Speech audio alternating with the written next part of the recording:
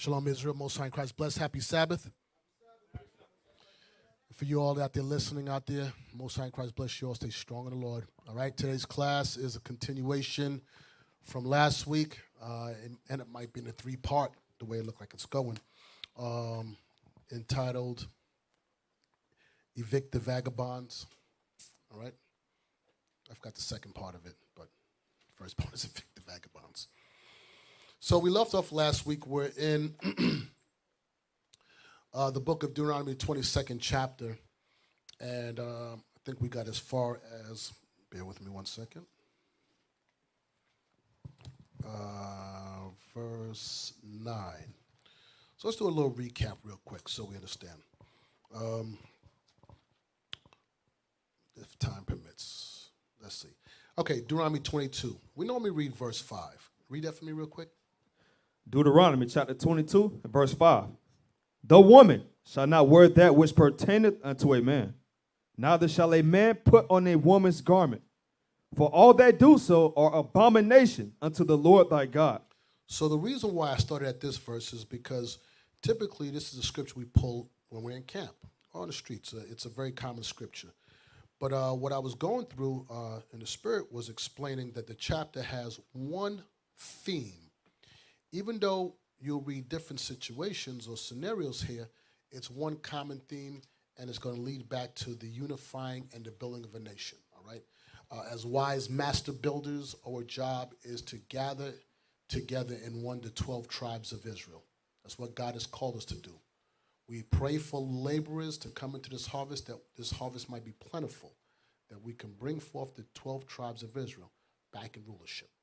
Now, the ones that are not to make it, the 2/3, God will sift them out in his time. But our jobs to do is to bring them in, get their minds right, and then let God deal with who he doesn't want, all right? So, okay. So in the chapter, when you read verses 1, it speaks about, and I really don't want to read through it, but 1, 2, 3, and 4 is talking about how you deal with your brother if he loses something. In this case, it was an ox. If you knew your neighbor or not, you would hold it for him, and you would return it to him. If you saw his animal fall by the way, that you would help him to retrieve it or help him out of a situation, even if he was the enemy of thy people, all right? Meaning of your own people. And all this is to do is to foster a relationship of unity, endeavoring to keep the unity as we read about it in the book of Ephesians. All right, so the morality or the right thing to do is to know that you find something that belongs to someone and you make sure that you hold it for safekeeping, return. That type of mentality helps foster bringing a nation together. That's why when you read in Deuteronomy 4, give me that real quick.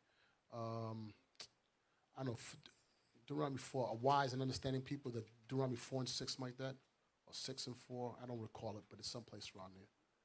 Who has it? I have a bishop. What is it, Deuteronomy 4? 4 and 6. Okay, that's it. Read it. Let me go there with you. Hold on. Deuteronomy 4. Let's see if that's the verse. Yeah, start with verse 5. Deuteronomy chapter 4, verse 5. No, read verse 1, then jump on. Wow. Read 1, 2, then jump to verse 4. Yes, sir. Deuteronomy chapter 4, verse 1. Now therefore hearken, O Israel, unto the statutes and unto the judgments, which I teach you, for to do them, that you may live, and go in and possess the land, which the Lord God of your fathers giveth you. So he says, do these judgments that I teach you, for to do them that you may live. When it says live, it means literally live, but it means live that you leave a generation of wisdom that you all can continue dwelling in the land. Remember, our decision we made, and I believe is in the same chapter, chapter 4, I want to say verse 40. Just jump to verse 40 real quick. Deuteronomy chapter 4 and verse 40.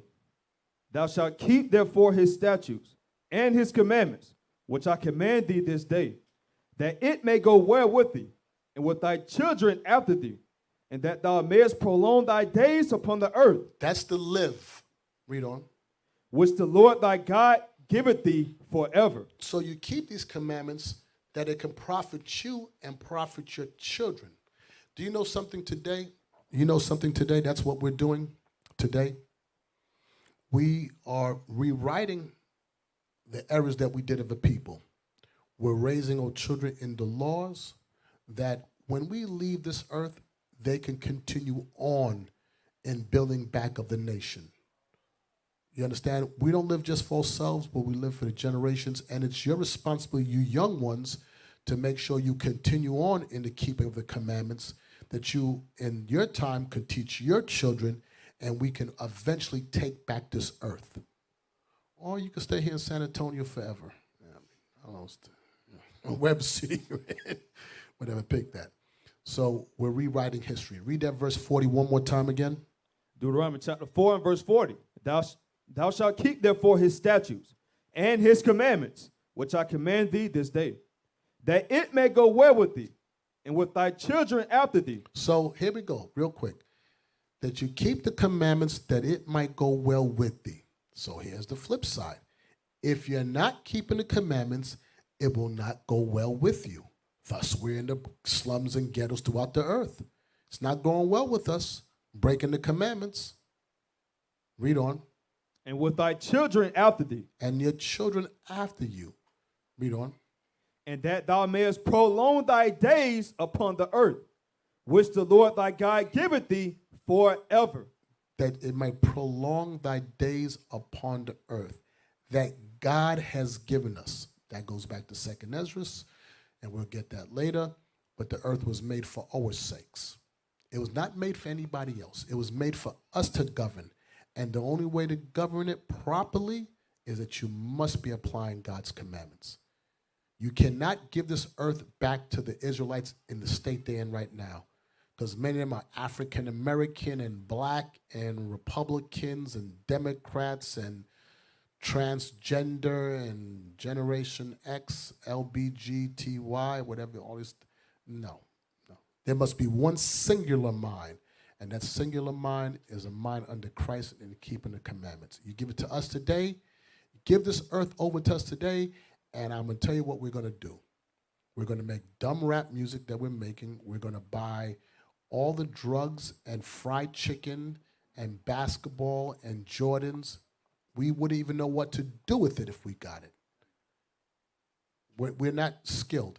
And neither does the other nations. They can never run this earth properly because it was never given to them. There's one key component. He said, keep these commandments. So let's go back to 4 and 1. Deuteronomy chapter 4, verse 1. Now therefore hearken, O Israel, unto the statutes and unto the judgments, which I teach you. Here's one.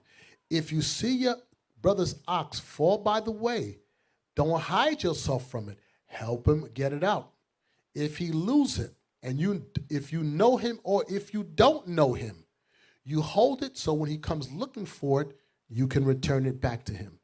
That's a statute that he told us how to deal honorably with one another. Read on. For to do them, that ye may live, and go in and possess the land, which the Lord God of your fathers giveth you. That you might go in and possess the land that God gave you. So to possess the land and to hold on to the possession of the land and to pass it down to your children, the laws of God must be implicated, must be applied, must be applied.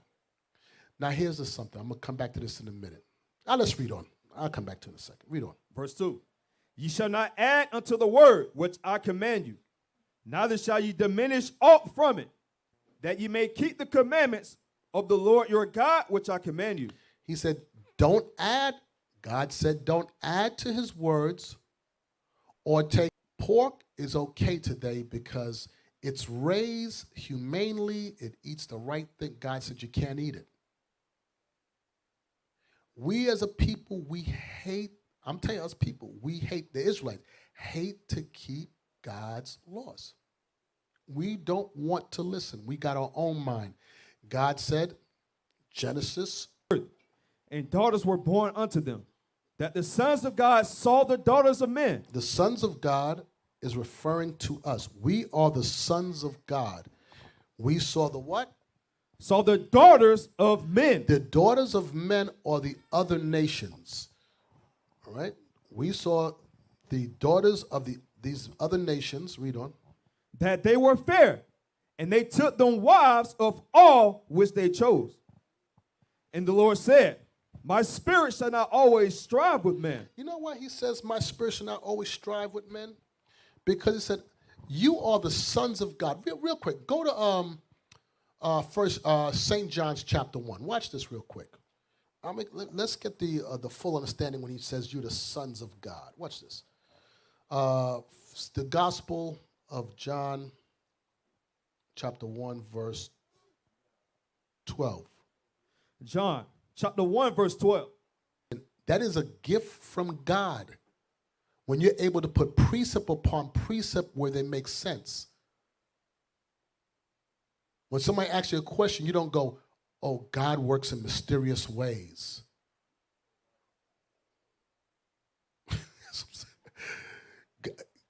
Jesus had no you after my own image. Go back to Genesis. Watch this. God said, I made you after my own image. He said, when I fashioned it and I made you just like me. And guess what? I gave you a woman, meet for you, right for you. And you decided you wanted a woman of another nation. God said what? Genesis chapter 6, verse 3. Genesis chapter 6, verse 3. And the Lord said, my spirit shall not always strive with man. You know what strive with man mean? He said, I can't keep on going back and forth with him. I chose you. I made you after my image. I gave you a woman from your rib for you, right for you. And you go, but what about them? God said, but no, I chose you. I made you a son of God. But what about what they do? Oh, gosh, man. You know what? I got to just, I can't keep on going back and forth with you. You guys got to die. You just got to die. Today you'll say, listen, sisters, you can't wear pants. But that's no. That was back then. Today things are different. No, God said you can't. His law stands forever. Well, these are women pants. There's not feminine pants. No. You know what? You just got to die. God made me like this. I don't know, but I just grew up and I'm gay and I just like men. God didn't make you like that. Well, you can't tell me how I'm telling you that's not what God did. God said, you just got to die. You just got to die. Why? Because we are adverse to God's laws. We'll find excuse to always break God's laws. You can't eat pork. What do you mean? Swine doesn't necessarily mean that's the Webster definition of swine is pork, but we don't know that's what the ancient time was. God said you can't get it. But no, everything God made is good. Nothing, oh gosh, forget it. You just got to die in your sins. We're wise to do evil. We do not. How can a people like that govern the earth? Let me ask you, it's just simple.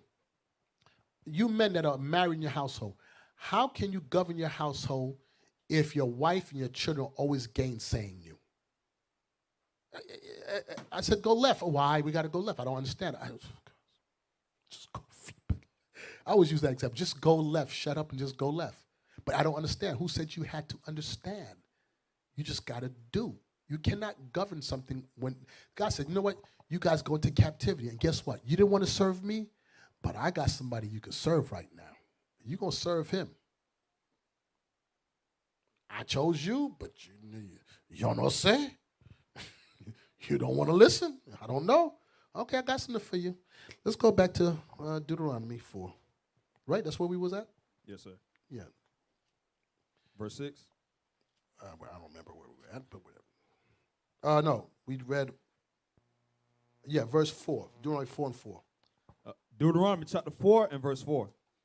But ye that did cleave unto the Lord your God are alive, every one of you this day. But ye who cleaved unto God, you're alive, every one of you this day. So we can pretty much deduce by what God is saying. You keep His commandments. When you go into land, possess it. You and your children will live forever. And live forever means you're generational.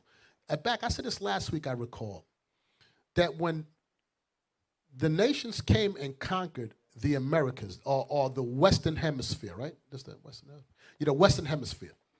When they came, do you know Christopher Columbus, Cortez, Washington, who else? Jefferson. Do you know they were establishing something for their children's children for today? That in their time period, they were not going to fully reap or see the benefits of what they were executing. But today, their children, the little Rodriguez and Cortez and them that's living over there in Puerto Rico and Spain, that's running the place, the Jeffersons and the Washingtons and the Reagans and the Bushes and the Rothschilds, all they set up was for their children today. You see, with us as people, we are short-minded people. Not us, because we understand that what we're doing now is not for us to fully grasp it. It's to set in place a system, and it begins with the laws of God in our children's mind. So what we're doing is preparing them that when they have children, they instruct them. And one day, this whole thing turns upside down. Or, let me help you out. You can continue being niggas and spics and do twerk videos on TikTok and stay in San Antonio. Let's read on. Verse 5. Behold, I have taught you statutes and judgments, even as the Lord my God commanded me, that ye should do so in the land whither ye go to possess it. He says you got to keep these commandments, these statutes and judgments, deal right with each other in the land whither you go possess it. Read on. Keep therefore and do them. You better keep and apply these laws if you want to rule the earth. If we want to evict these vagabonds, we must start applying these commandments. God got to see us rehearsing these righteous acts and say, okay, listen, they shall know you're my people if you love one another. You know how to deal with each other. Read on. For this is your wisdom and your understanding in the sight of the nations. Look, he says those commandments is your wisdom in the sight of the nations. Here, I'm going to give it to you again to color the picture for you men out there and for you sisters. Do you see when we enter into these cities with 1,000 men, 5,000 men, you know what it is to move that many men orderly and decently? Do you know the nations are amazed at us? You know, our own people like, damn, look all those men moving together. They're in unison. Ain't nobody rolling blunts. Ain't nobody playing the baby. Damn, they're in order. They ain't fighting. Something different about them. All people be amazed looking at us. And all we doing is walking. That's how you know how bad we are. All people are so messed up in their mind, like, how they get all them niggas to walk together so quietly and not in all kind of, these niggas is brainwashed. You're absolutely right. Our brains are washed. You're right. We're washed from this filth. You know what's doing that? You know what's making us walk like that? God's commandments, structure and order, the Most High, not the author of confusion. That's the simple stuff, and they're amazed by that. That's beginning to practice to knowing how to rule this earth. There must be structure and order. Esau is about to implode on himself. They're all over the place. Republicans fighting Democrats, storming the U.S. When I see that, my heart is just warmed. I'm like, wow. You had a Edomite had to shoot an Edomite in the neck because they stormed the building. God bless America. I love it. I'm like, wow, this is fantastic. A kingdom divided itself cannot stand. It's imploding. And while it's imploding, guess what's happening to us? We're setting stuff in order. Oof, just warms me. I feel so warm on the inside of me. Okay, verse 6. Keep therefore and do them, for this is your wisdom and your understanding in the sight of the nations, which shall hear all these statutes and say, surely this great nation is a wise and understanding people. For what nation is there so great, who have God so nigh unto them, as the Lord our God is in all things that we call upon him for? As the Lord our God is in all things, in all wisdom, God is in it. So the nations are looking at us. I'm going to go back to Deuteronomy 22:5. They're like, man, look how they're dealing. That man found his brother's ox, and he don't even know him, and he's holding it, and he's taking care of it, and it's healthy, and he returns it. Esau ain't doing that. Damn. That brother see his brother's animal on the side of the road, and he's helping him up. Them two don't really get along, but he's still dealing right with his neighbor. Wow. You know when you're moving like that, let's go to Deuteronomy 22 real quick. Watch this. I'm just going to read this part. I need to get to the rest of it because I'm going to get stuck here. 22:4. Watch this. Deuteronomy chapter 22, verse 4. Thou shalt not see thy brother's ass or his ox fall down by the way, and hide thyself from them. Thou shalt surely help him to lift them up again. Right. You can't hide yourself, meaning you know your brother's ox fell by the way, and you know you have the strength to help him. God said you want to be considered a wise and understanding people, know how to deal. Because the nation's going to know if they deal like that with each other, we can't defeat them. They're unified. They understand the greater picture, the bigger picture. They understand that if a man is wearing a dress and a woman's wearing pants, it's a good possibility they're not going to procreate. That was a strange thing. For a woman to wear pants, back when a woman first started putting on pants in America, they were lesbians. I hope you understand that. But because of ungodly custom grown strong, it's kept as law like it's no big deal. But the vibration behind a man in a dress is what? He like Rod. You don't build a nation like that. All right? Okay, so I don't want to go through all this. Let's get down. So when you get a chance, read the rest of the chapter. I kind of try to paint the picture that it's all about the building of a nation back, and that's the way we get rid of these other nations ruling over us, these vagabonds. So let's pick up in Deuteronomy chapter 22 and verse 9. Deuteronomy chapter 22, verse 9.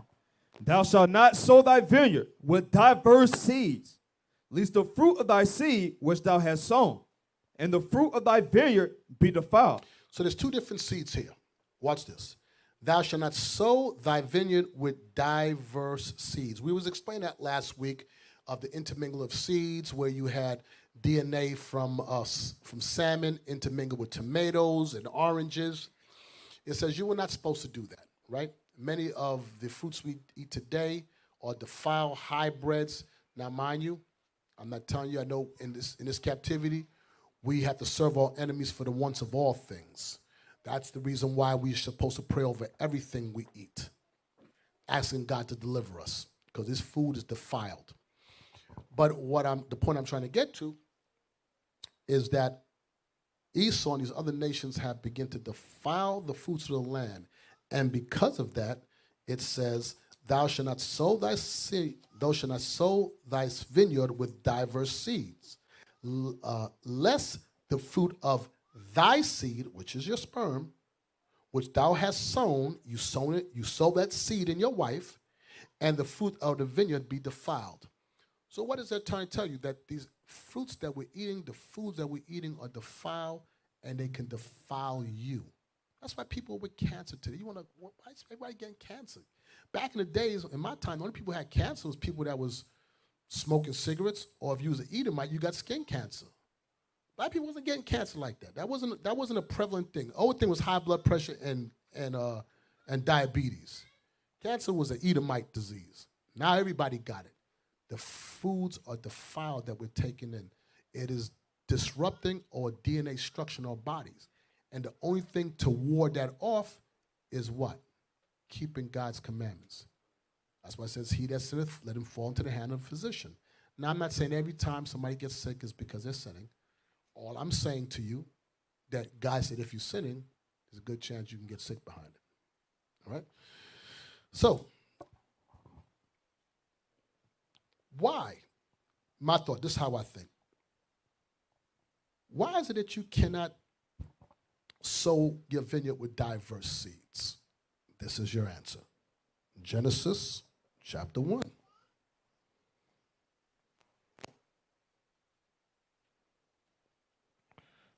Genesis 1. And I want to read verse 29. Genesis chapter 1, verse 29. And God said, behold, I have given you every herb bearing seed, which is upon the face of all the earth, and every tree, in the which is the fruit of a tree yielding seed. To you it shall be for meat. You know. And to every beast of the earth, and to every fowl of the air, and to everything that creepeth upon the earth, wherein there is life, I have given every green herb for meat, and it was so. And God said, it was so. Read on. And God saw everything that he had made, and behold, it was very good. No, it was all right. It was very good. No, it was good. It was very good. God said everything I made was very good. I mean, he would be the one to say it because he's the one that made it, right? So he would know what's very good. Not in this world. You know what, God? I know you made that, but I think we could do better. So we're going to splice. God said, damn it. I said it was very good. You didn't hear me the first time when I said it? It was very good. Read on. Verse 31. No, finish that verse. Read it. Read the whole verse again. And to every beast of the earth, and to every fowl of the air, and to everything that creepeth upon the earth, wherein there is life, I have given every green herb for meat, and it was so. And God saw everything that he had made. And behold, it was very good. And the evening and the morning were the sixth day. So God looked at all the creations he made, and he said, when he's finished, he said, everything I made perfect. It was very good. I'm pleased with what I did. It's good. I don't need to check in with nobody because I made everybody. I made everything. Who am I to check in with? Nobody. And here come these damn devils. Nah, I don't know about that. God's like, you dang on it. And then here come Israel right behind them. Oh, what they doing? God said, stupid. I just chose you. Hell, you worry about what they doing. Don't worry about, oh, but we want, oh, gosh, man. My spirit can't strive with you people. Y'all got to die. Y'all got to die. But you can understand. Listen, try to wrap your mind around Esau and these other nations. They don't got a God. So what you expect from them? They don't know no better. Us, who the laws was given to, we got God, and then we want that. Man, only smitten with madness, you're a lunatic. You want to join into them? These base people, these forgers of lies, this what you choose? This? God said, man, I'm going to punish you. The same one is going to be the same one to punish you. I'm going to fix you. Hey, go join with them. So let's watch this. God said everything he made. I want you to read verse 29 again. Verse 29. And God said, behold, I have given you every herb bearing seed, which is upon the face of all the earth, and every tree, in the which is the fruit of a tree yielding seed. To you it shall be for meat. So he said, I gave you every one of these seeds, and it was good. So when you go back to Deuteronomy 22, verse 9, now it should make sense. Read it. Deuteronomy chapter 22, verse 9. Thou shalt not sow thy vineyard with diverse seeds. Stop. Why shouldn't you sow your vineyard with diverse seeds? Because God said, everything I made bear fruit, and it was good. You don't need to fix it. Who gave you a bright idea? I didn't tell you to do anything. He said, now, if you do that, guess what? The seed that you sow is going to be defiled. The seed that you personally sow. Why? Because you're going to ingest that. Because the seed I gave you was for meat. It was for your health. And you went and you want to go change it around. Now, we can't control that Esau's changing around, but he did tell us, pray over it. Go back, and let me explain about the food being defiled. Go to, Deuteronomy, go to Ezekiel chapter 4, verse 13.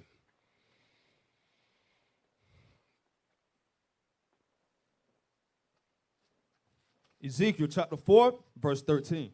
And the Lord said, even thus shall the children of Israel eat their defiled bread among the Gentiles, whither I will drive them. He said, when we're amongst the Gentiles, we're going to eat all defiled bread.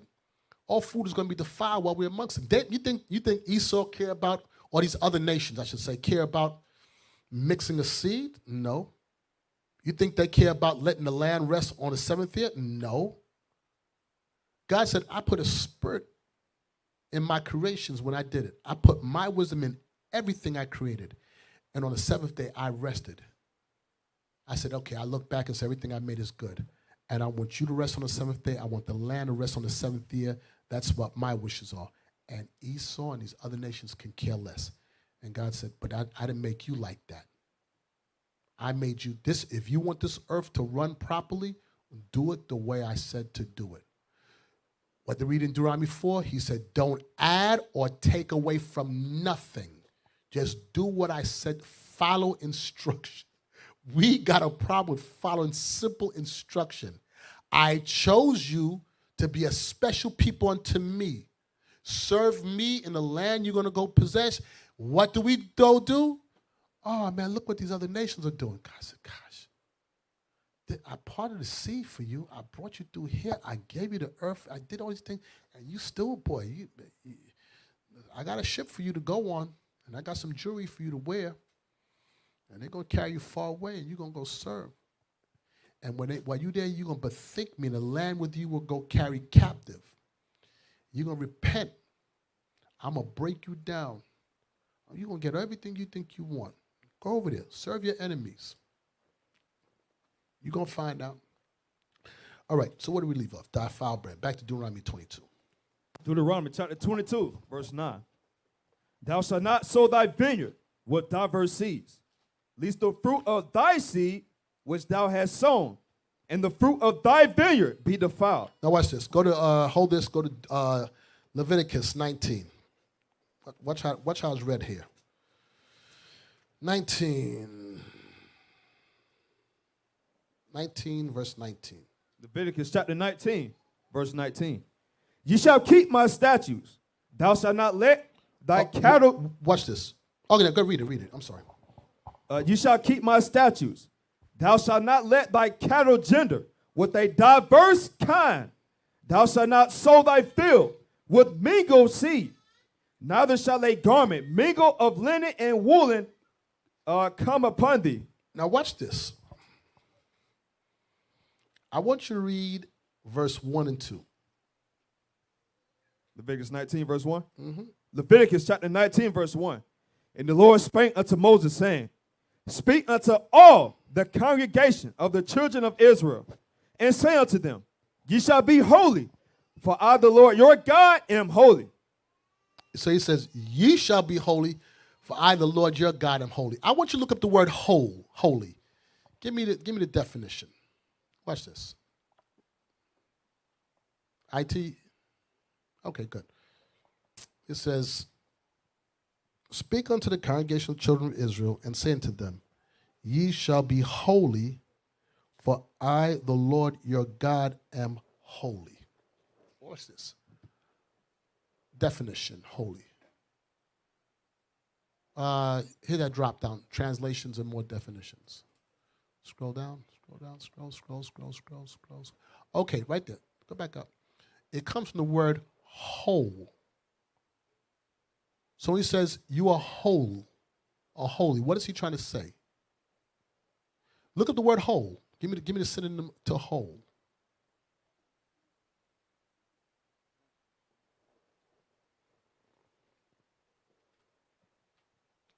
Okay, here, go right there. You are entire, complete, full. Somebody says, you are whole or holy. What is he saying? Anybody? Brothers? Get. You're perfect. He said, I made you in my image, right? So I made you holy. I made you perfect. Because you made after me. You're the sons of God. And to you was given power to rule this earth.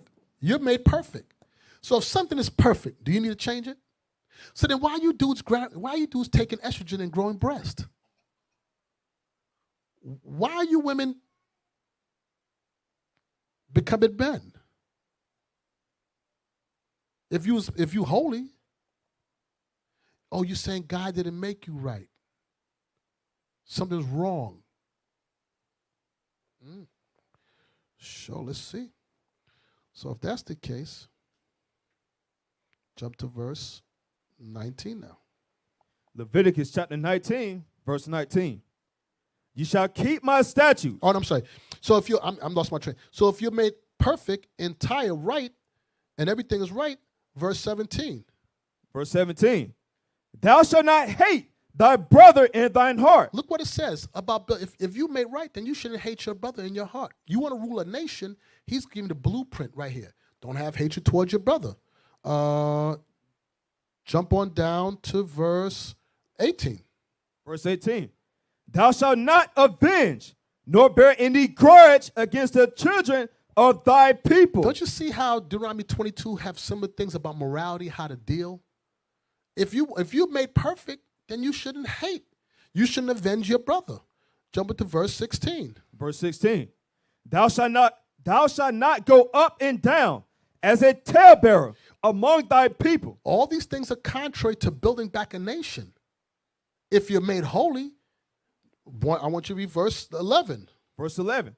Ye shall not steal, neither deal falsely, neither lie one to another.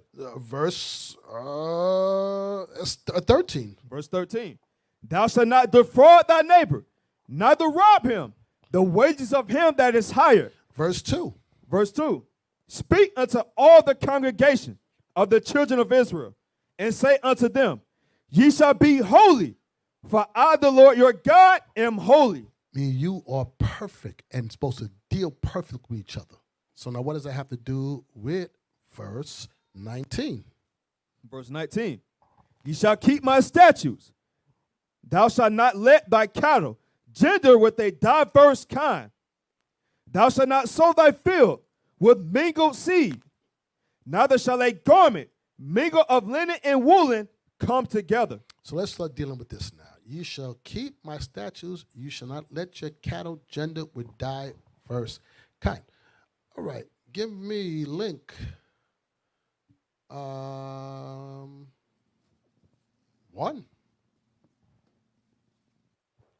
Link number 1. I want you guys to check this out. Link 1.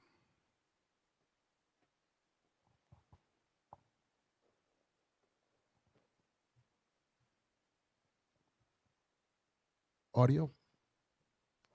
And bring it back.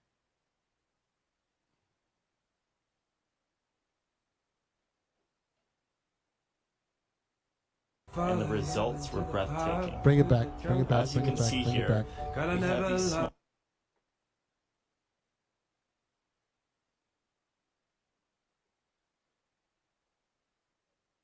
experiments are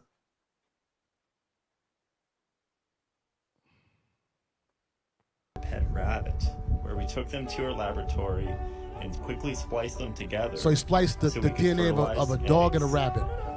After letting the eggs sit in the incubators for many months, they began to hatch, and the results were breathtaking.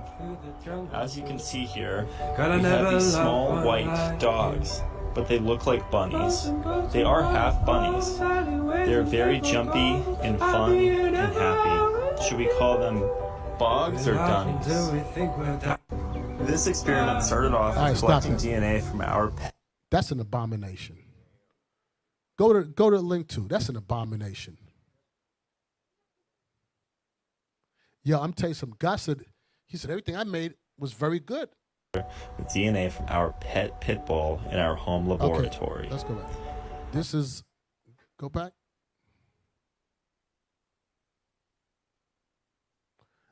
This is a pit bull and a baby hippo.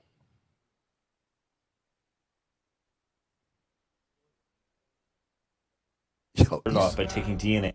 Esau's Frankenstein.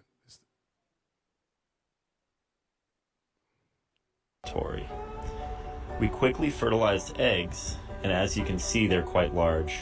We wanted to show you the egg's heart beating. As you can see here, it is alive. After about 5 months, the egg began to hatch, and the world's first hippo pit bull was born. But what it looked like when it grew up will blow your mind. The world's first hippo pit bull is one of the wrinkliest dogs you'll ever see, but it's so cute and friendly. We only made one of them, and so we're keeping him as our own pet. His name's Wrinkles.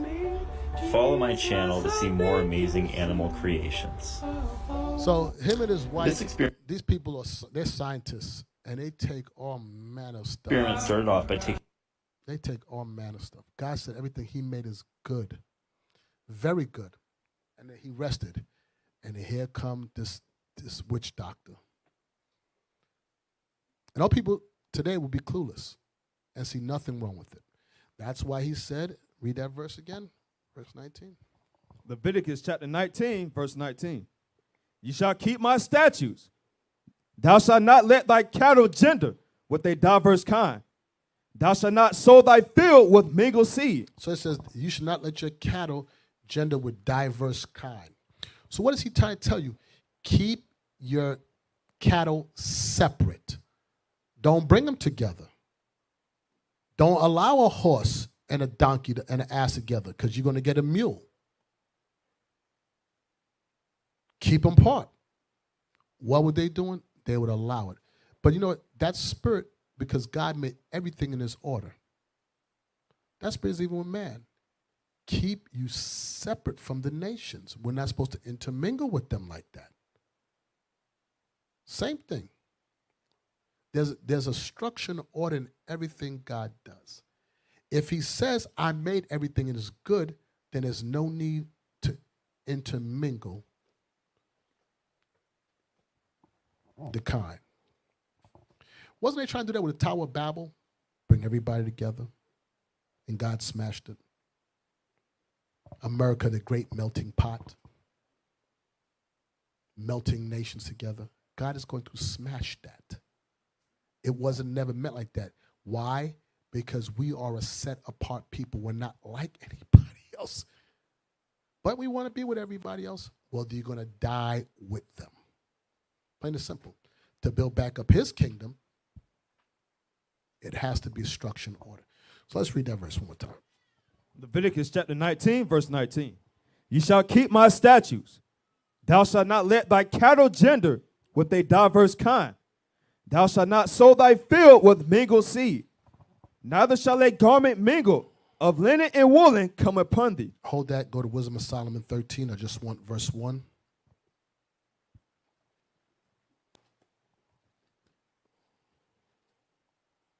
Wisdom of Solomon, chapter 13, verse 1.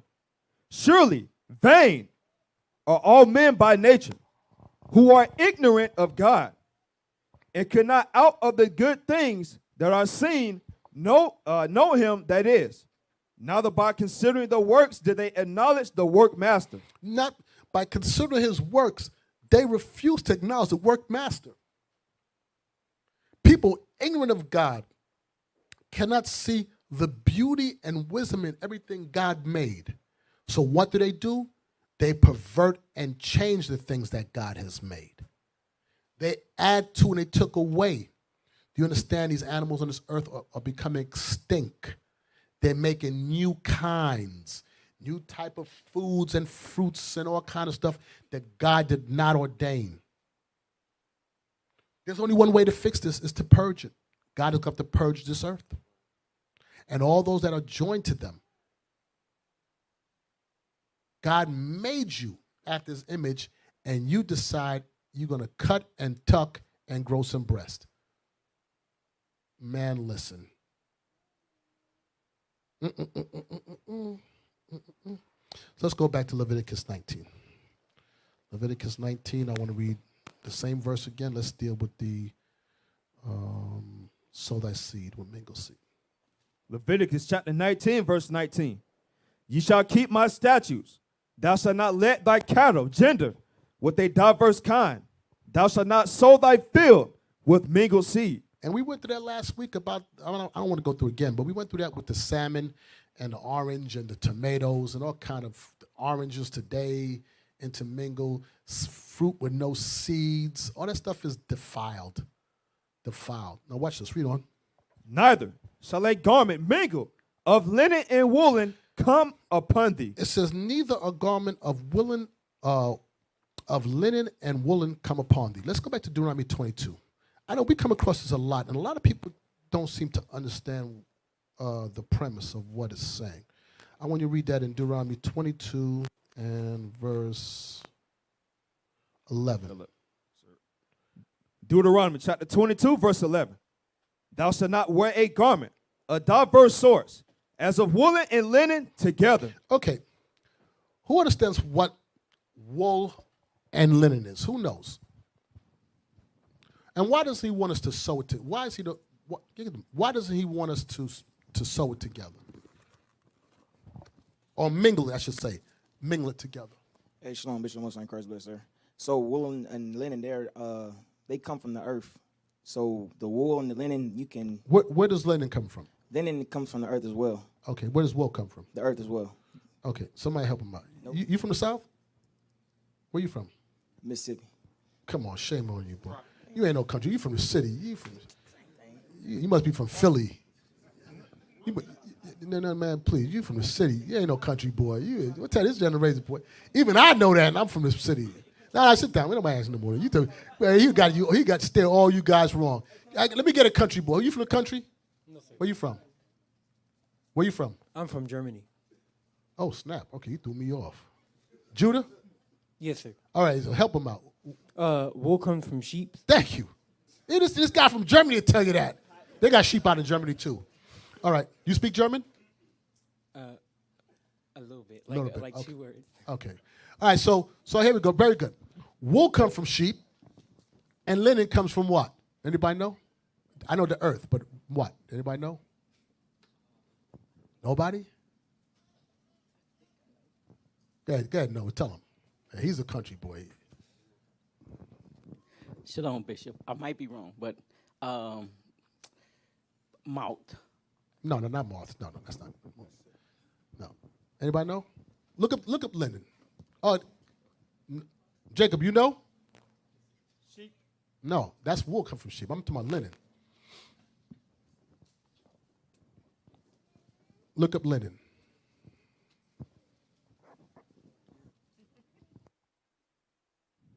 Where does it come from? It woven from flax. Where's flax? Just show me flax. Flax is, I don't want to tell him. Just let him see it. Okay, there you go. That's flax, all right? It's a plant, all right? So now let me ask you a question now that you say that. So type in linseed, Linseed. That's right? Linseed. There you go. Yeah, that's it. Okay. It's a flax plant. That's where it comes. That's where linen comes out of, right? All right. Then you get linseed oil from it. So here we go. So it says, you are not to mingle wool and linen, right? That's what it said? Yeah, woolen and linen together. I want some of you to help me understand why does it say it. Remember I told you I want the wisdom behind it. Help me understand. Come on.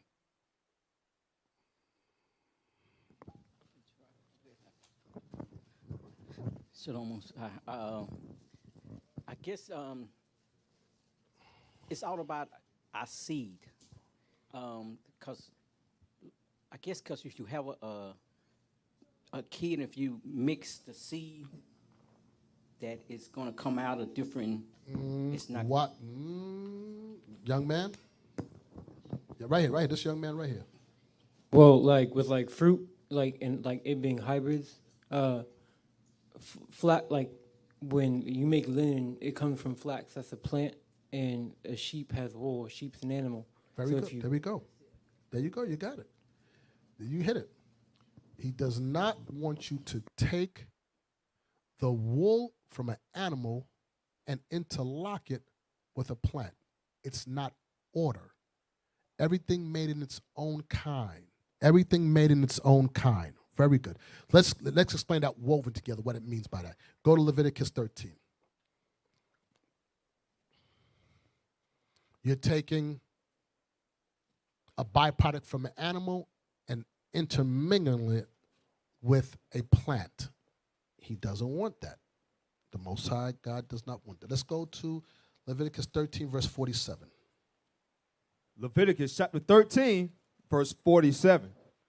The garment also that the plague of leprosy is in, whether it be a woolen garment or a linen garment, whether it be in the warp or woof or linen or of woolen, whether in a skin or in anything made of skin, and if the plague be greenish or reddish. Stop right there. So what I want was the point was in verse 48. Whether it be in warp or woof of linen. Can you pull up for me real quick the definition of warped or woof?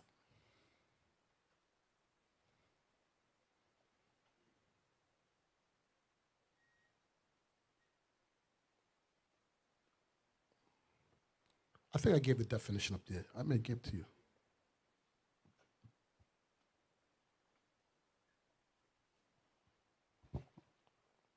Okay. The word warped, it means in weave, arrange, like yarn, sew, as for to form the warp of a piece of cloth. Okay? Now, give me wolf. I may not have given you that one.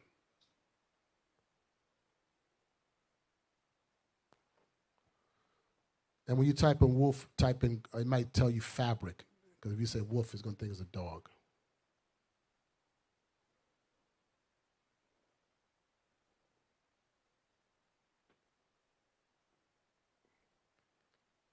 Okay. Zoom in a little bit for me, please. Okay, here's the point. The essential foundation or base of any structure or organization from weaving in which the warp, the threads that run lengthwise, and the woof, which thread runs across. So here, this is how it works. Warp and woof. That's what it means. So what he's saying is that you're not supposed to take the wool from an animal and interlock it with the linen from the ground. Two different spirits, two different things. God said don't do that. So when we read it, it doesn't mean that you can't have on a linen top and have on a wool jacket. It's an interlocking of fabric from an animal and a plant. No, the Most High is a God of structure and order. Now let's go back to Leviticus 13. Verse, I don't want to read the whole thing. Jump on down to verse 52. Leviticus chapter 13, verse 52. He shall therefore burn that garment, whether warp or woof, in woolen or in linen, or anything of skin, wherein the plague is. For it is a fretting leprosy. It shall be burnt in the fire. Now jump into verse 47 again. Verse 47. The garment also that the plague of leprosy is in, whether it be a woolen garment or a linen garment, whether it be in the warp or woof or linen or of woolen, whether in a skin or in anything made of skin. And if the plague be greenish or reddish in the garment or in the skin, either in the warp or in the woof or in anything of skin. Now stop. So now it's telling you if it's found, if leprosy, look at the definition of leprosy. Watch it. Okay. If leprosy is found in the garment, it affects your skin. What is leprosy? Anybody know what leprosy is? Leprosy, a contagious disease that affects the skin.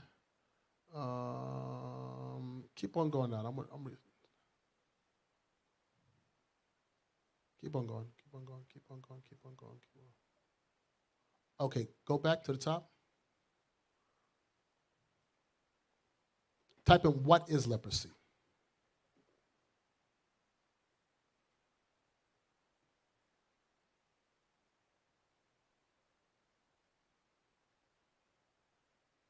That's right there.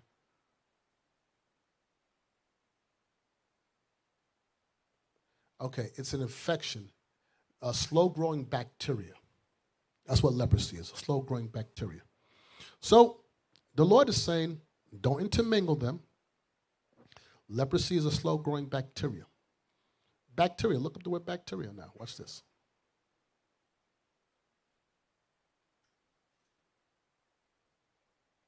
I just want bacteria.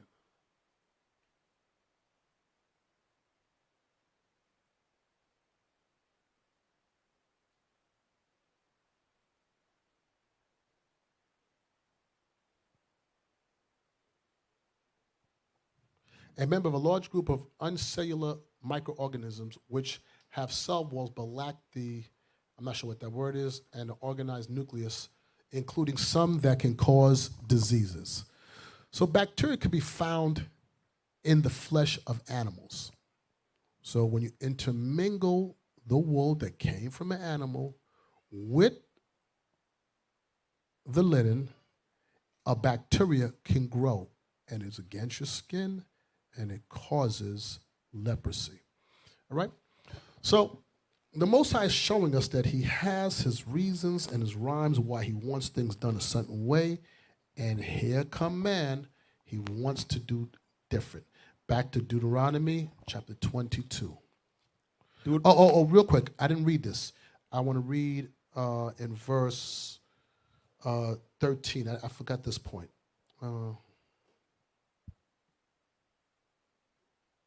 Start with verse 45. Leviticus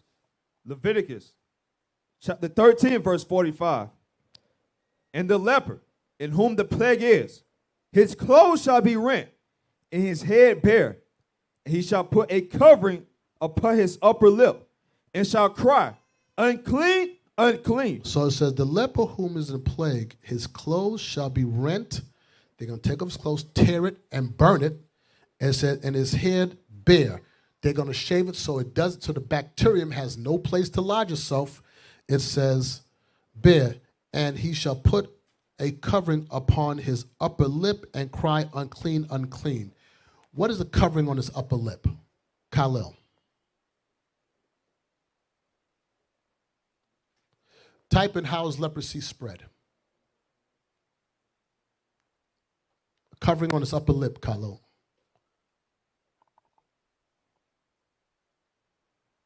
Yes, you do. Okay, watch this. It says if you have leprosy, look, Khalil. It says if you have leprosy, you got to take off your clothes, rent it, burn it, cut off your hair, and a covering on his upper lip. And a covering on his upper lip. A covering. Okay, what's a cover? Okay, something that goes over your upper lip. What's that? Man, no. A cover, no, that's, you got to put a covering on your upper lip. When I say the answer, you're going to be like, damn, I knew the answer. Yes, you do. We'll stand until you give me the answer. We'll be here all day. Just look, you know why you're freezing? Look at me. I'm telling you, you know the answer already. It says you got to burn the clothes, get rid of the clothes. You got to get rid of hair. And then you got to put a covering over your upper lip. Don't think too deep, Khalil. You know the answer already. You got to put a covering. So you just put your hand over your... You got to put a covering. Just put your hand over your mouth. Why? So the disease won't spread on you or get inside your mouth or anything like that? The disease is on you already. With the bacteria? You stay up there. Give me how do you spread it? Damn, people give you the answer right now. Brothers trying to give you the answer. Mayday. Give him the answer again. So give him somebody. You brothers, give him the answer. A mask. A mask? Oh, yeah, that's an answer. See, I knew you knew it. This guy, you put a mask over your face. How do you pass it? Give me leprosy. How you spread it. It should be right there. Right there. There you go right there. Does it say right there? Usually occurs when a person with leprosy sneeze or cough. That's the covering over the upper lip, right? Until you knew the answer. Everybody today, and today is of all times, everybody walking around with masks on. All right, so let's go back. Deuteronomy 22. Deuteronomy chapter 22, verse 11. Thou shalt not wear a garment of diverse sorts, as of woolen and linen together.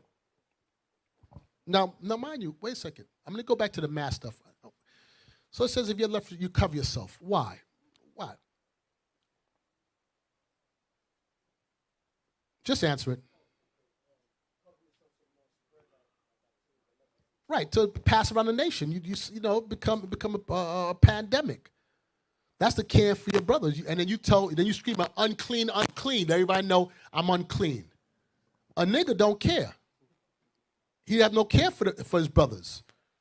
He know he's sick. You have people who knew they had corona and still come around. Yo, what's wrong with you? You don't have no care for your brother? Possibly somebody gets sick and die?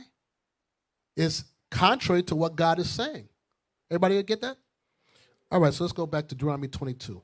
I tell you, when you read these scriptures, you got to try to find a common theme in this. And when we read throughout this Bible, it's always about nation building, about us growing as a nation. It's never to destroy and take apart what God is putting together.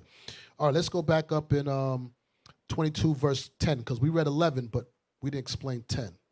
Deuteronomy chapter 22, verse 10. Thou shalt not plow with an axe, or ox, and an ass together. Right. Thou shalt not plow with an axe and an ox and an ass together. Why not? Somebody help me out. Ari.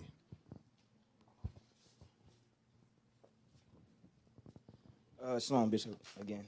So you shouldn't plow with an ox and an ass together because it's two different animals. An ox is a way bigger animal than an ass, and when you plow on the ground, it will make the plowing uneven, or they'll just go. Boy, trying to get deep. Okay, help me out. Yeah, you know what? Can I tell you something? Yes, sir. There is some wisdom in that prophetically and something else, but that's not what I'm looking for. Shalom, Bishop, Brother Michael. An ox and an ass, when you have a yoke of iron, a yoke on... Same thing he was just saying. Is that what he just said? Yes, something else. Sorry. Oh, in the back. Oh, in the back. Shalom, Bishop. Shalom. An ox is stronger than the ass? Something else you're missing. Jacob. Okay, you're right, but I want more. Good. Razes.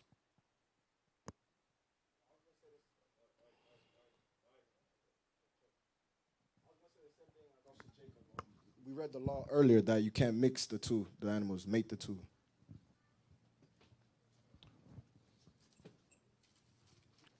Tell me the difference between an ox and okay. I don't know how to ask questions. So what you said wasn't too. I'm gonna use a precept to get to that, but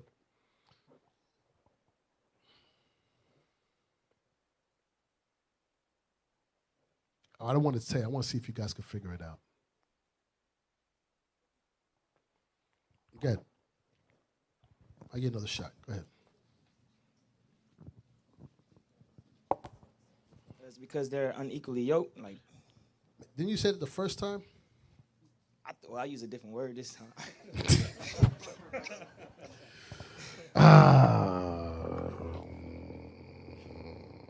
Somebody else. One more time. Right in the front. Okay, an ox and an ass. It says you cannot sow with an ox and an ass. They're used for different purposes. For instance, an ass is used to carry stuff, and the ox is used to pull stuff. Okay, let me help you out. I'm not going to give you the answer. The Most High is about structure and order.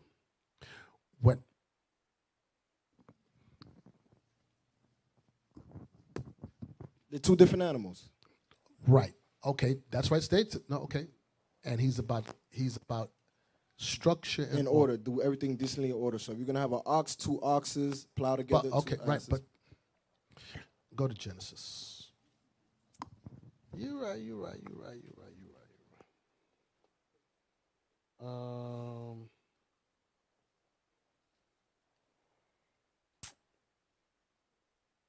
Hold on, I forgot my turn.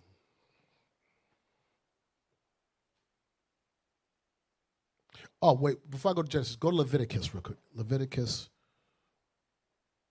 I want Leviticus 11. I want Leviticus 11, verse 47. Leviticus chapter 11, verse 47. You want to start at verse 46? Yeah. verse 46. No, Thi- yeah, I don't care. Go ahead. This is the law of the beast and of the fowl and of every living creature that moveth in the waters and of every creature that creepeth upon the earth, to make a difference between the unclean and the clean. Because the ox is a clean animal and the ass is an unclean animal. He said, you don't pair them together. Read on. And between the beasts that may be eaten and the beasts that may not be eaten. Go to Genesis 7. The Most High is a God of structure and order. 7 and 2. Genesis chapter 7, verse 2. Of every clean beast thou shalt take to thee by sevens, the male and his female. And of beasts that are not clean by two, the male and his female. Of fowls also of the air by sevens. So when he moved the fowls, when he moved the animals together, yoked together, he moved the clean with the clean and the unclean with the unclean. So now what you were saying, Ari, you was getting deep. So you was no, you wasn't. You was getting deep. I'm gonna get the wisdom in that. Go to 2 Corinthians 6. Watch this. Remember, the Most High is not the author of confusion. He sets things in a certain order for a reason. Because you was right. You can't be unequally yoked.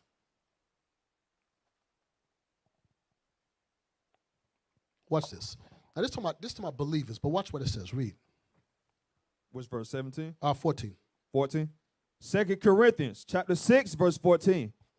Be ye not unequally yoked together with unbelievers. Read on. For what fellowship hath righteousness with unrighteousness? And what communion hath light with darkness? And what concord hath Christ with Belial? With Satan. Read on. Or what part hath he that believeth with an infidel? Mm-hmm. And what agreement hath the temple of God with idols? Read on. For ye are the temple of the living God. As God has said, I will dwell in them and walk in them, and I will be their God, and they shall be my people. Wherefore come out from among them, and be ye separate, saith the Lord, and touch not the unclean things. So God didn't want the clean things to deal with the unclean things, right?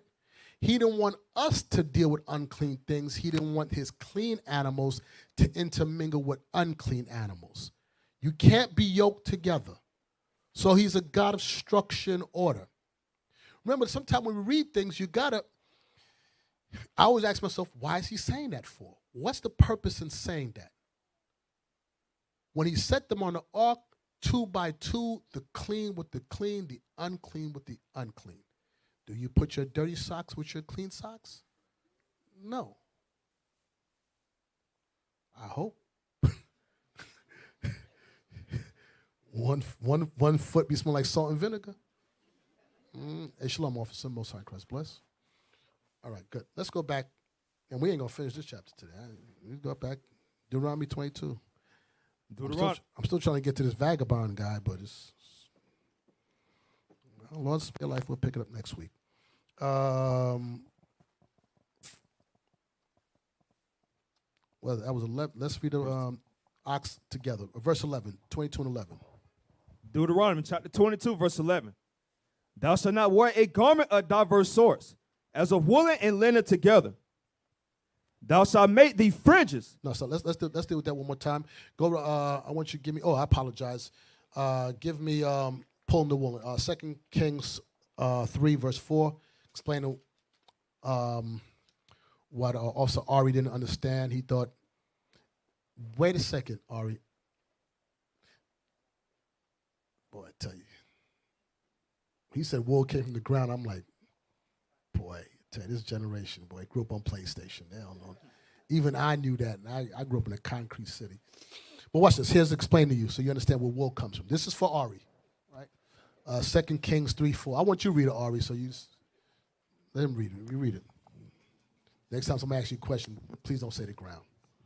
2 Kings Sorry, chapter Bishop. 3, verse 4. I had cotton on mine. You said Yeah, let's go. Yeah. Book of 2 Kings, chapter 3, verse 4.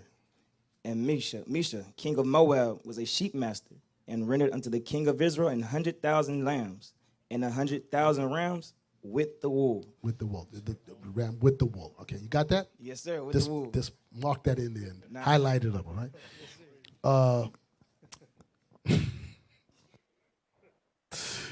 This guy killed me. What I wanted. Back to the thought I had about the weaving. Proverbs 31, verse 13, and then we're gonna jump to verse 19.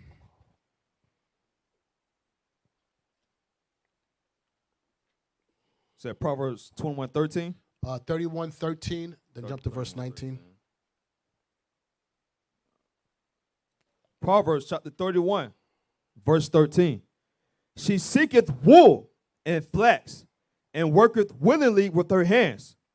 Verse 19. She layeth her hands to the spindle, and her hands hold the distaff. Let's explain what that. So this is the Proverbs 31 woman that she worked with wool and with linen and the distaff. I want you to go to so y'all can get a visual of that. What it's talking about. Image 2 and 3, or 3 and 2 and 3.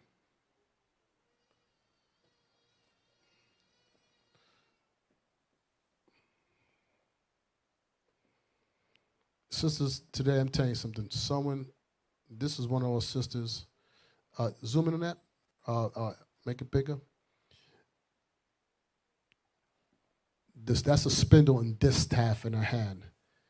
Listen, back then they didn't sew alone. They actually made the fabric that they sewed. This is like, I don't know about that. About today. She actually made fabric. And she wove together the material to actually make what they end up sewing. Give me the other one, the more modern one. Y'all weren't about sewing on fringes. They said, make me a garment.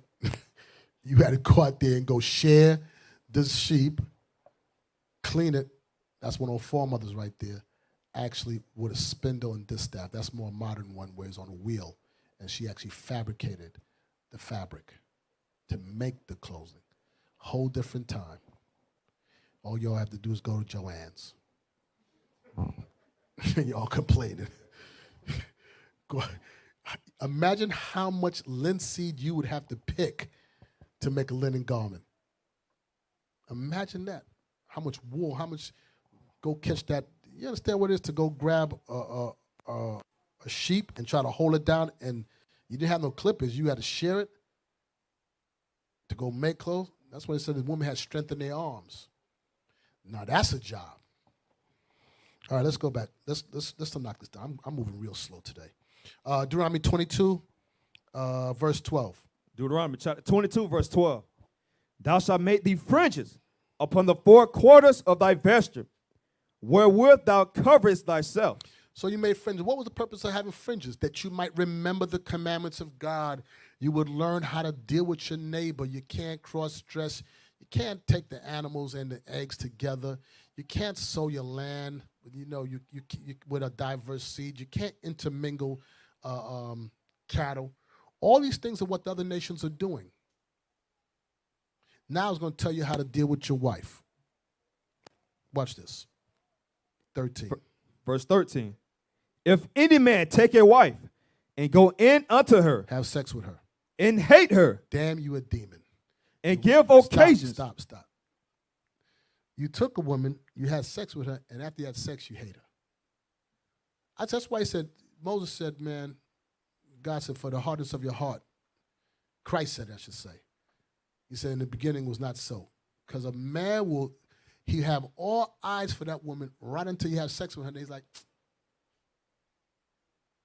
I don't know. What do you mean you don't know? I don't want you. Damn, you evil as hell. You are evil as hell. Sorry. Read that verse again. If any man take a wife and go in unto her and hate her. And hate her. You a murderer. She's good enough to have sex with, but now you don't like her. Read on. And give occasions of speech against her. You know what occasion of speech against her? Let's see what it's talking about. Read on. And bring up an evil name upon her, and say, I took this woman, and when I came to her, I found her not a maid. You know what that is? You took her, you slept with her, and then you say, you know what? I hate her so much that I'm going to bear false witness against her. Let me help you all understand. This is counterproductive to building a nation. Just saying, it doesn't work like that. You take the woman, you sex her, and then you're like, I don't want her so much, I'm going to lie and said she was not a virgin when I met her. Read on. Verse 15. Then shall the father of the damsel and her mother take and bring forth the tokens of the damsel's virginity unto the elders of the city in the gate. And the damsel's father shall say unto the elders, I gave my daughter unto this man to wife, and he hateth her. And lo, he have given occasions of speech against her, saying, I found not thy daughter a maid. And yet these are the tokens of my daughter's virginity. And they shall spread the cloth before the elders of the city. And the elders of that city shall take that man and chastise him. And they shall immerse him in 100 shekels of silver, and give them unto the father of the damsel, because he hath brought up an evil name upon a virgin of Israel. And she shall be his wife. He may not put her away all his days.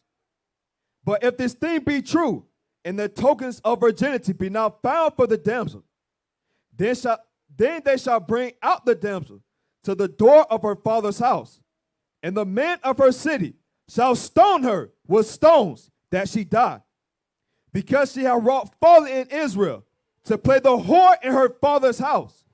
So shalt thou put evil away from among you. So listen to what it's saying here. A man took a woman, had sex with her, and hated her. And he hated so much that he's going to lie and say she wasn't a damsel, she wasn't a virgin, to the point that if they cannot produce the tokens of virginity, she gets put to death. Damn, that's a level of hatred, to be willing to see somebody die just to get rid of them. Guys, if we're like that, we will not build back a nation. We will not build a nation. But I'm going to show you that God, the Most High God, oh boy, I'm trying to find the right words. He has such a sense of humor on how he deals with us. And then I'm going to give you the precepts. So the judgment for her, if her papers weren't found, the token of her virginity, what was the punishment for her? And if it was found, what was the punishment for him? What you said? I didn't hear you. Okay. And what else?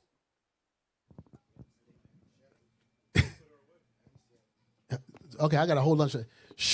If she's found to be not a virgin, she gets death. And what is his punishment? Huh? Is somebody going to answer me? It's okay, just answer. Somebody's like, everybody's looking at me. Shalom. Yeah, he had to pay the shekels. He had to pay the shekels, and he couldn't put that woman away. No, they beat him. Then he had to pay. But more importantly, he couldn't put her away. Now, wouldn't the judgment be death for death? Wasn't the men that's trying to lie against Susanna, judgment for them was death, right? God said, I'm going to fix you. Nah, we ain't killing you, Negro. We keeping you alive for a bit. You got to live with this. Understand, I want you, now this is how my mind works. Imagine the amount of shame you brought upon that woman, upon her father and mother, that they got to come out to the whole city, put out the bloody sheets to show all the elders, everybody in the city talking about it. Oh, yeah, Gertrude was a whore. I don't know why I use the name Gertrude, but that's whatever. Sound old, Anyway, you know the point I'm making. You know the embarrassment that this young woman got to suffer, that everybody, look, that's the blood that came from her. Everybody see. That was something that was private, put away in case, that's for safekeeping in case it come out. Now everybody's saying, yo, this man is saying she's a whore. She got to stand before everybody and embarrass. God said, I'm going to fix you, man. I'm going to beat you. Then I'm going to touch your pockets. And then you're not going to put her away. Now imagine her. You don't think how you think she going to feel? I'm asking, what do you think she going to feel? She's like, damn, I'm stuck with this man. This man called me a whore and lied. You think God ain't a fair judge? Oh, no, he got something for you. Watch this now. Hold on one second. Watch this. Go to Proverbs 25.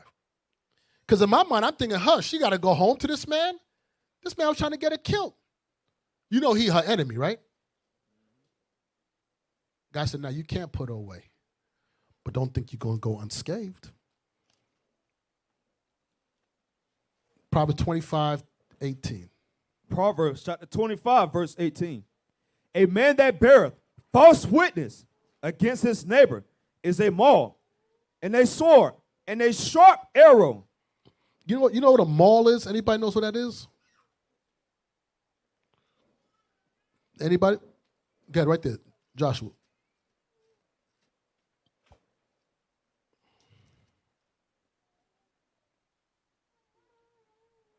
I'm listening. Shalom, Bishop. Most on Christ bless. I do know to get mauled by a bear means to get ripped. What to is, shreds. okay, what is, anybody know what a maul is? Go ahead, officer.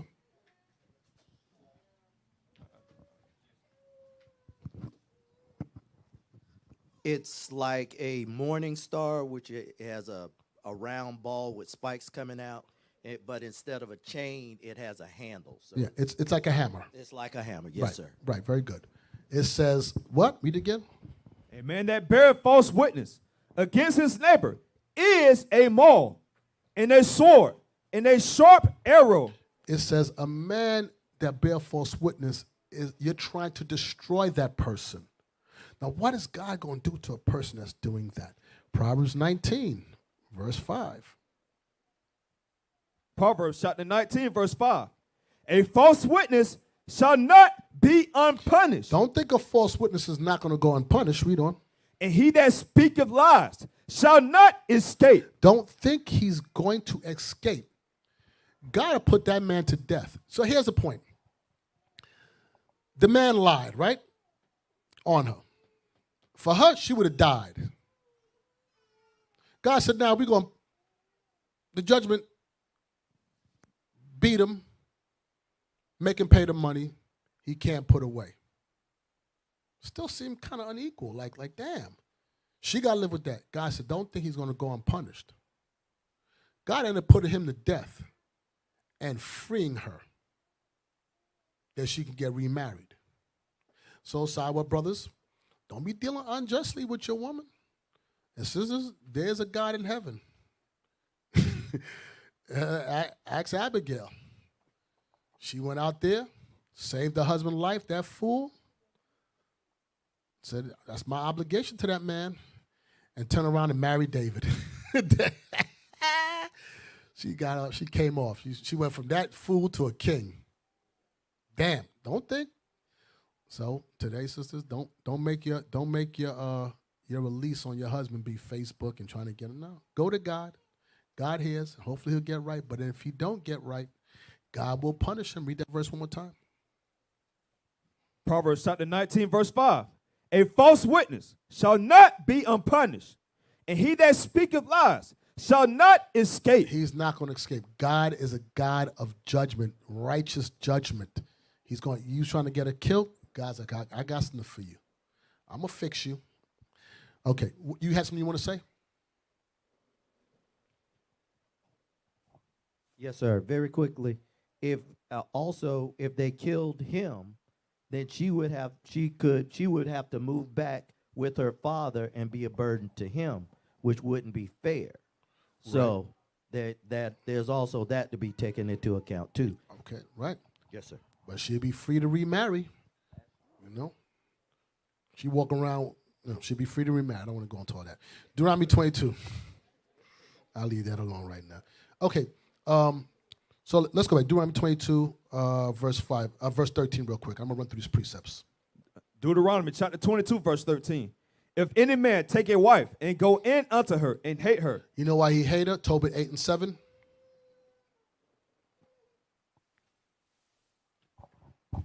Tobit chapter 8, verse 7. And now, O Lord, I take not this, my sister, for less, but uprightly. Therefore, mercifully ordain that we may become aged together. So that's the whole thing. You take a wife uprightly, not just for lust, that you mercifully ordain that we can become aged together. Now, what does all this have to do with nation building? Because the whole thing we're talking about was that when we're in rulership, we're going to deal right with the cattle, with each other, our brothers. We're going to deal right with our wife. Why? It's not only about lust. Why is that? Malachi 2:15. I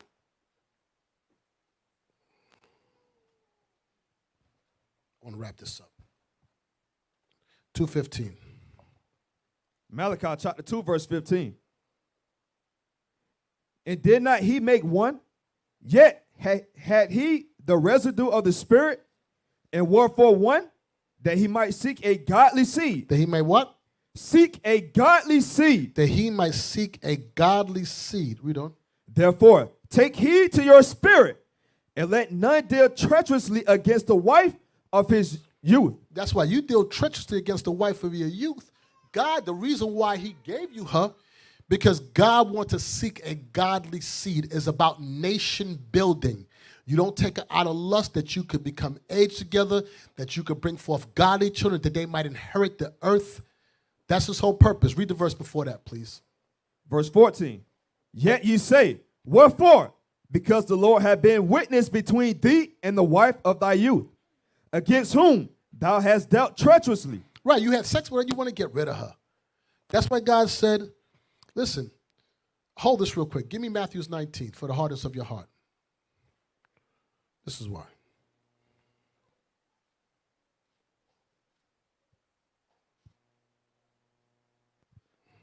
Matthew chapter 19, verse 8. He said unto them, Moses, because of the hardness of your hearts, suffered you to put away your wives. But from the beginning, it was not so. He says, Moses, because of the hardness of your heart, suffered you, allowed you to put away your wife. But from the beginning, it was not so. What is the hardness of your heart? Let this go. Hold what I have you holding in Malachi. Go to Colossians 3. 3:19.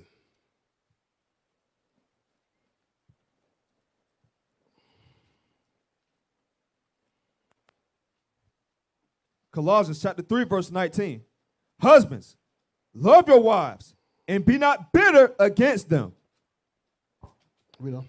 Children, obey your parents in all things, for this is well-pleasing unto the Lord. Now, why did I think I read that together? It says, husband, love your wives, and be not bitter against them. Children, obey your parents in all things, for this is well and pleasing unto the Lord. Verse 21. Verse 21. Fathers, provoke not your children to anger. Okay, how do you provoke your children to anger? Read on. Lest they be discouraged. How do you provoke your children to anger? You do not apply the laws of God. You don't instruct them. It said, husbands, be not bitter against your wife. Children, obey your parents. The point in you dealing treacherously with your wife is out of order, because God brought you together to seek a godly seed. He said, I'm going to take you who are less in number and make you the greatest nation, where you will outnumber the sands of the sea. But there's one component you must have to govern this earth. You must be keeping the commandments. If you do that, the trees are going to be in order. The animals are going to be in order. You're going to be in order with your brother. Your nation, with your wife, you're going to be in order. You're going to bring forth godly seed that they may inherit the earth. It's one trickle-down thought. But if you dudes want to wear dresses and you women pants, you can't build a nation if you're all homos and lesbians. It doesn't work. If you take the egg and the dam, the bird, you're not going to have no food. It's going to get extinct. If you mix seed after I told you they were good, and you do it, you're going to defile the land, and your seed is going to get defiled. Simple. If you deal treacherously with your brother and don't give him back his property, he's going to hate you. It's not going to work.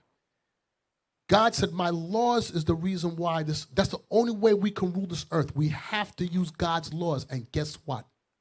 The vagabond rolling the earth today can never do it because the laws was never given to him.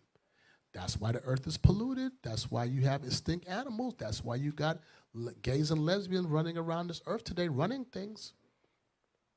That's why we rob each other in the streets, because we have a covetous spirit, gang banging, shooting. Why? God's laws are not being applied. Plain and simple. There's no marvel behind it. Back to Malachi. Verse 14? Sure. 15. Malachi chapter 2, verse 14. Yet you say, wherefore? Because the Lord hath been witness between thee and the wife of thy youth, against whom thou hast dealt treacherously. Yet is she thy companion, and the wife of thy covenant. Damn, you deal wrong with her, yet she's thy companion, and the wife of thy covenant. You made a covenant with her. Read on. And did not he make one? Yet had he the residue of the Spirit, and wherefore one? That he might seek a godly seed. That he can seek what? A godly seed. That's the whole purpose why God told you. He said, I want you to give me some godly seeds. So you better not provoke your children to wrath. You better not be bitter against your wife. This is not conducive to building back up a nation that I want. Read on. Therefore, take heed to your spirit, and let none deal treacherously against the wife of his youth. He said, you better take heed to your spirit, that you don't deal treacherously. Well, damn, that's treacherous, man. You don't get this. You don't get this one. You know, you slept with her. She's a virgin. You defiled her, and now you're trying to get her killed. Damn, you evil as hell.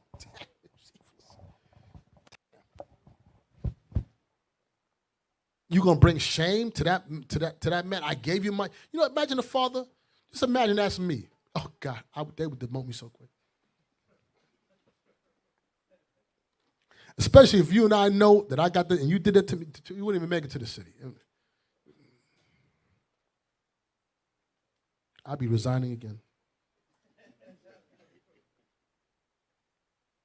I'm telling you, don't ever play.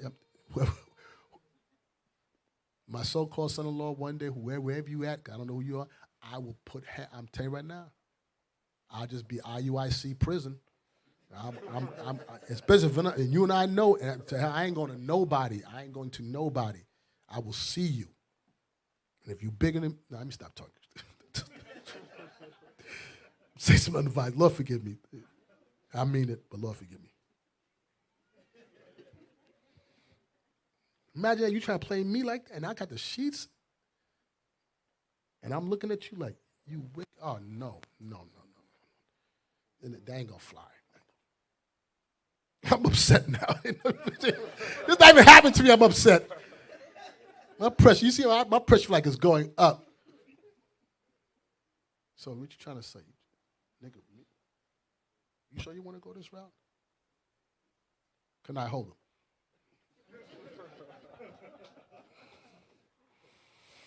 Where'd I leave off at? Verse 16. Verse 16. For the Lord, the God of Israel, said that he hated putting away, for one covered violence with his garment. That's you covering violence with your garment. You what? You trying to kill this person. Read on. For one covered violence with his garment, said the Lord of hosts. Therefore, take heed to your spirit, that ye deal not treacherously. Now watch this. I want you to read the last precept in 14. Sidebar. If you ever try, whoever I tell you something. If I'm too old, I got enough sons. I'm telling you, I'll bail all of them out. I'll have enough sons. I will get you. I'm telling you, I'll get you. Don't ever even in your mind think to play me. When you take her Lord, I ain't gonna get involved in that. But if you try to play me, I'm gonna get you. David told me to come out, but before that day told me, I'm gonna get you. Tell them now. Don't even. So whoever that prospective person, I'm not the one. Tell them now. I'm warning you now. I hope you're in this truth right now because I'm warning you. Hold on, I don't care if I'm in a wheelchair. Hold him. I'm going to get that can. I'm going to crack you right across your head. Okay, I want the last part of that precept, 14. And the wife of thy covenant. Yet is she thy companion, and the wife of thy covenant. The wife of thy covenant. Watch this. Sirach 36:24. We're going to wrap this up right now. There'll be no deacon, no bishops going to tell you it ain't going to work. I'm telling you. I'll just step down. I'll be a member. I'll be a black shirt. Sirach, chapter 26, verse 24. I'm just joking. No, I'm not. 36. You know what I'm on. 36, 24. Excuse me. Sirach, chapter 36, verse 24. He that getteth a wife beginneth a possession. You made a covenant with this woman. He that getteth a wife beginneth a possession. Read on. A help like unto himself. A help just like him.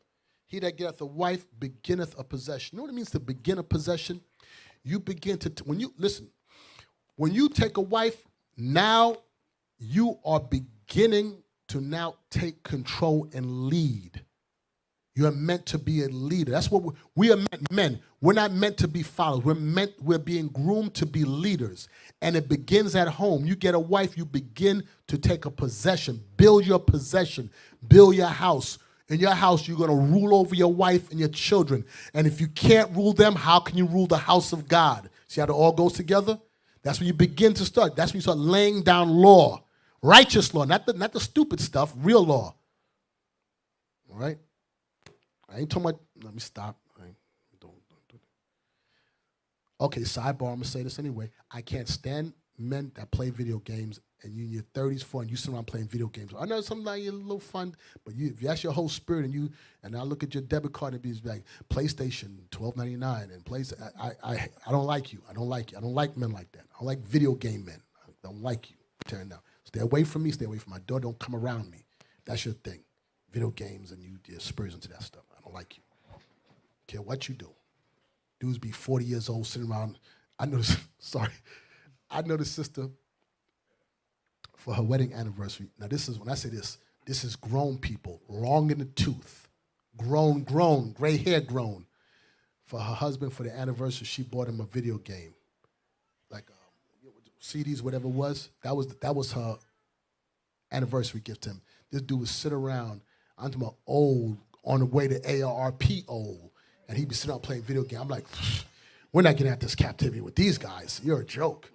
The dude was old, playing video games. Are you serious?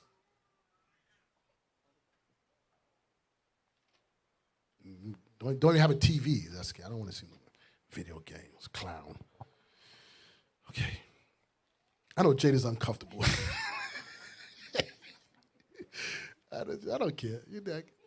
This ain't nothing to do. This is about me and my peace of mind. I don't give a damn about her shit. I want to be a man. Okay, verse 24. Sirach chapter 36, verse 24. He that getteth a wife beginneth a possession, a help like unto himself. A help like unto himself. Like you supposed to be after Christ, she's supposed to be after you. Like you follow your thing, you learn to rule, then she learns how to rule the children underneath her. Read on. And a pillar of rest. And pillar of rest. She's supposed to be a place where he can find succor.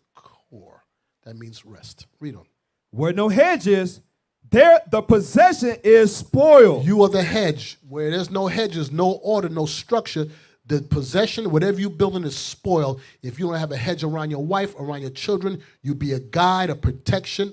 If you're a clown, a simp, a weak man, an evil man, your possession is spoiled. Then you wonder why your daughter is on TikTok doing TikTok foolishness, whatever she's doing, whatever. If you wonder why your son is gang banging or getting gang banged, pick which one. Neither one is good. Guess what? Something's wrong with you. You didn't do your job. You failed. Failed. F for the other word. Read on. Where no hedge is, there the possession is spoiled. And he that hath no wife will wander up and down mourning. Right, you don't got your wife, you want the up and down mourning. Why? You don't got nothing to rule.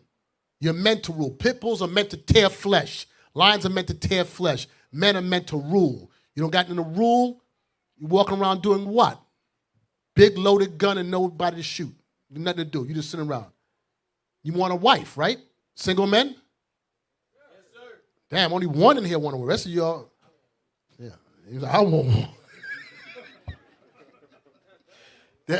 That's like a cry for help. I want one. Yeah. Mayday, sisters out there. We got a brother in distress. He's looking for a wife. So, cry unto the Lord, boy, just now.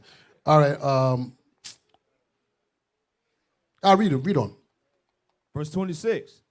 Who will trust a thief well appointed, that skippeth from cities to city. You can't trust a thief well appointed because he jumped from town to town. He got nothing to play. He had no certain dwelling place. He's out. He robbed here in San Antonio. He's in Houston. You go from Houston, it don't matter. He got nothing to live for. Read on.